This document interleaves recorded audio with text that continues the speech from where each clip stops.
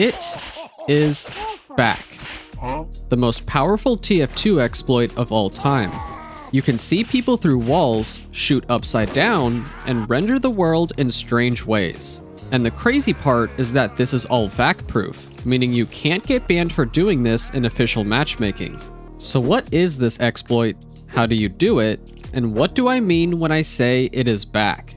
Well, this all started back in 2021 when the user JoFreeProblem posted this bug report on GitHub demonstrating how you could modify your HUD to execute console commands that require SV cheats to be enabled. And while this didn't include server-sided commands like noclip and Buddha, which would actually wreak havoc, it did for client-sided ones like matte wireframe. Immediately after learning this exploit, I released a video showing how to do it and demonstrated some of the commands that could be abused. 2 months later, Valve patched it, and for all I knew, that would be it. Nothing, I thought, would ever come close to matching it.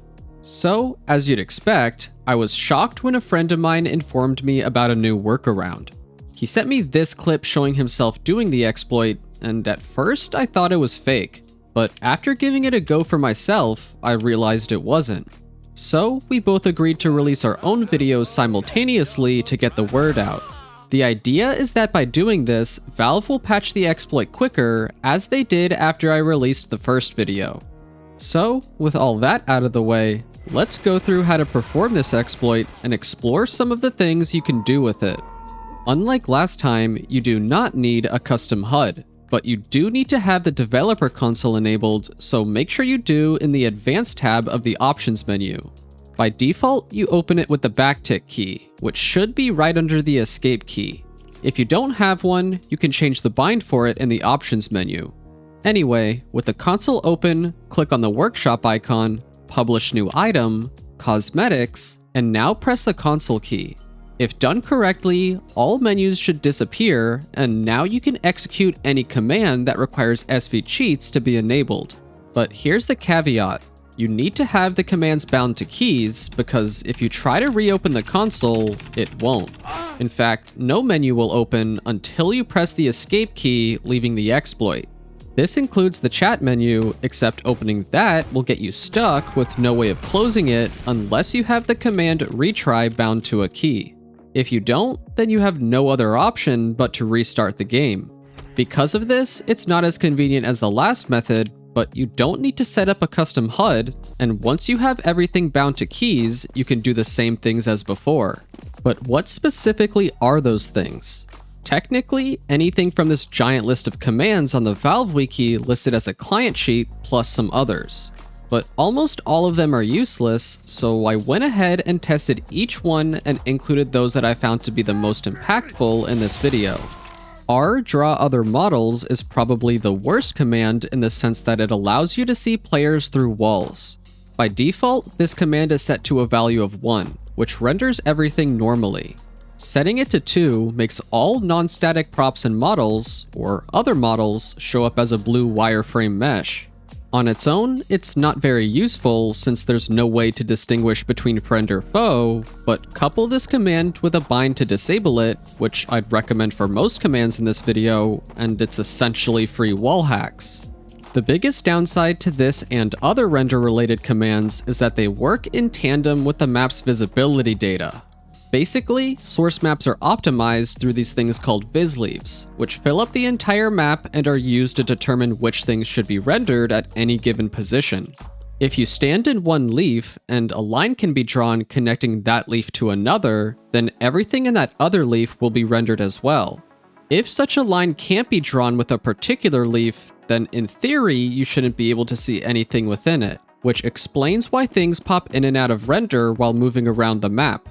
There is a command called rnoviz that's supposed to disable this. It even says on the wiki that the whole world should be rendered at once, but it doesn't. So unless I'm getting something wrong, there's no way to get around this problem with this or any other command. Matte depth bias normal, while totally different, achieves a similar effect as draw other models when set to 1 or -1.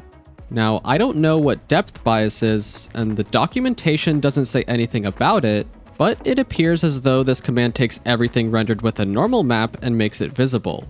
It looks trippy since everything is on top of each other, but you can at least tell what you're looking at since nothing's replaced with a blue wireframe. Matte wireframe does the same thing as R Draw Other Models, except that it has 3 modes and draws everything except for world geometry in a wireframe. I'd say that this command is less useful because of all the lines everywhere cluttering your screen. There are a few more commands that render the entire world in interesting ways, like matte measure fill rate, which renders everything as a blue wireframe, and matte fill rate, which fills those wireframes with red. Then you have ones like R Draw World, which hides all world geometry, R Draw Func Details, which hides all func details, these are normally complex bits of meshwork, R Draw Entities, which hides all entities, and so on. There are actually a lot of draw commands, but most of them aren't worth mentioning since there's no real reason why you'd want to hide these things. Regardless, I'll include some of them on a Google Doc linked in the description for those of you who are curious. On the flip side, there is one draw command disabled by default that can actually be useful in some scenarios. R Draw Clip Brushes set to a value of 2 shows all clip brushes in red or purple, which are areas that you can't cross. If used in conjunction with V Collide wireframe set to 1, you can see everything in the map that has collisions. This is useful for finding high ledges and spots that you probably shouldn't be able to access in the first place, like this ledge on Snowy Coast. Seriously, why is this here? Stepping away from the map-related commands for a bit, you can go into third person by running the command third person, and to go back into first person, you do first person. Interestingly, going into third person can be done without SV cheats, but only in medieval mode, hence the command name TF medieval third person. Outside of that, third person is a cheat because it allows you to peek around corners without the enemy noticing, just like how you can hold a taunt to catch incoming players off guard, but without the taunt. If you also run the command cam collision 0, you can look through to the other side of walls. And finally, the command cam ideal dist changes the distance between the third person camera and your player. Now for something that's actually kind of ridiculous. CL pitch up and CL pitch down. Both of these commands are set to a value of 89 by default, which restricts how far you can look up and down to 89 degrees. By increasing these values past 89, you can continue moving your camera up or down past the previous limit. If you go up to 181 or higher, then you can continue to move your camera up or down forever in a continuous loop. But that's not the ridiculous part. What is how you can use it to shoot behind your character who appears to be looking straight up. You can also initiate taunts backwards, which is perfect for trolling. For those of you who like to play with the weirdest view models, the command TF2Models Offset Override is perfect for you. It takes 3 values, which are all 0 by default. The first one moves your view model towards or away from you, the second moves it left or right, and the third, up or down. This is one of those commands that I see no issue with, considering you can hide your entire view model without SV cheats, and you can use it to make some funny looking loadouts. Another set of commands that affect your view model are CL Bob Cycle and CL Bob Up. CL Bob Cycle controls how quickly you cycle through a bob. Decreasing it from its default value of 0.8 speeds up the cycle, and increasing it slows it down. I don't know what CL Bob Up does, but changing it from its default value of 0.5 causes your view model to snap around, and if you make it 0, it starts to freak out. HUD Damage Meter is one of the more interesting commands because it shows your damage per second in the bottom right corner. It doesn't seem that useful, at least not for me, because I don't think it'd give an unfair advantage. I wonder why it's locked behind SV cheats in the first place. SND Show gives you a menu at the top right displaying all sounds being played. Coupled with SND Visualize, you can see where each sound is coming from, including footstep sounds, making it easy to track down cloaked spies. If this is too distracting, you can try R Shadow IDs, which labels each dynamic shadow being cast by all non-static entities. Net Fake Lag simulates having high ping, and Net Fake Loss simulates losing packets, making it seem like the server is crashing. I don't know why you'd want to use either of these, but I've seen people mention them in the past, so I wanted to bring them up. One of my favorite commands that this exploit allows you to execute is color correction UI and fog UI, because if you feel like there isn't enough contrast, or that the fog is too thick, or if you want to make your game look like it's being run off of a literal toaster, you can, but only on maps that have the color correction and fog controller entities. 2Fort is one of several maps that has both, whereas Dust Bowl only has the fog controller.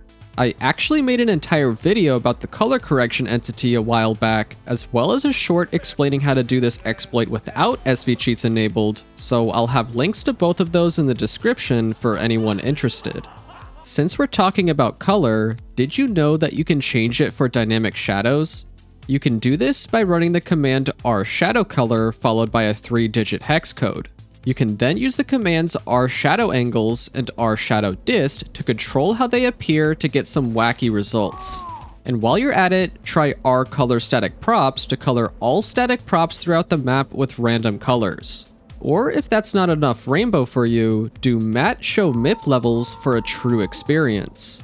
If for some reason you don't like rainbows, I have 2 different commands for you.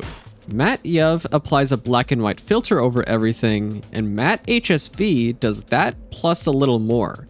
I actually don't know what the second one does exactly, but the exposure seems higher in certain areas.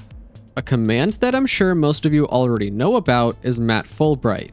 This command has 2 modes. The first disables all of the map's baked lighting, making everything have the same brightness. The second makes nearly everything gray, leaving only some entities, decals, and blend textures preserved. Well, sort of. A couple more useful commands for traversing the map are rdisp buildable and rdisp walkable. These commands show you whether a displacement is flat enough to build or walk on. So if you've ever wondered if there was a spot somewhere on a cliff where you could stand or build something, now you can find out. So those are all of the commands that I found to be the most game-breaking and interesting. But as I said at the start of the video, there's a link to a Google Doc where I have some more commands listed, as well as my thoughts and theories as to what they do and whether they should be locked behind SV cheats. Regardless, I advise all of you not to abuse this exploit in casual servers, even though it's not bannable, because that's cheating, and cheating is wrong. And definitely don't do this in community servers, because many have plugins that monitor the commands you're running, so there's a pretty good chance that you'll get banned on them even if you're just screwing around. The last time I made a video about this, it took about 2 months for Valve to fix it, which in Valve years isn't that long, but hopefully it'll be even quicker this time around. Thank you for watching. This is LED switching off.